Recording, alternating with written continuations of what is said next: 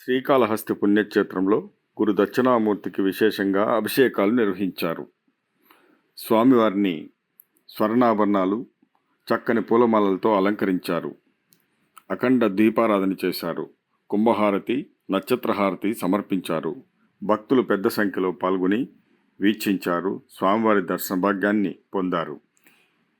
ఈ వైభవాన్ని మీరు కూడా చూసి తరించండి. ఓం విద్యారూపిణే నమః. ఓం మహాయోగినే నమః.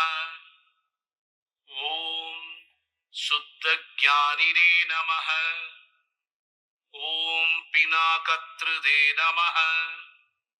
ఓం రత్నాలంకృత సర్వాంగినే నమః. ఓం రత్నమాలినే జటాధరాయ నమః. ఓం గంగాధరాయ నమః. ఓం అచలవాసినే నమః. ఓం సర్వజ్ఞానినే నమః. ఓం మహాజ్ఞానినే నమః. ఓం సమాధికృతే నమః. ఓం అప్రమేయాయ నమః. ఓం యోగనిధయే నమః. ఓం తారకాయ నమః. ఓం భక్తవత్సలాయ నమః. ఓం బ్రహ్మరూపిణే నమః.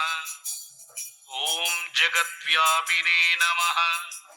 ఓం విష్ణుమూర్తయే నమః. ఓం పురాంతకాయ నమః.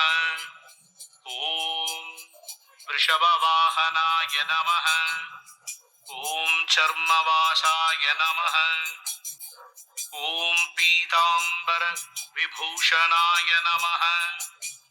ఓం మోక్షదాయినే నమః. ఓం మోక్షనిధయే నమః. ఓం అంధకారయే నమః. ఓం జగత్పతయే నమః. ఓం విద్యాధారిణే నమః.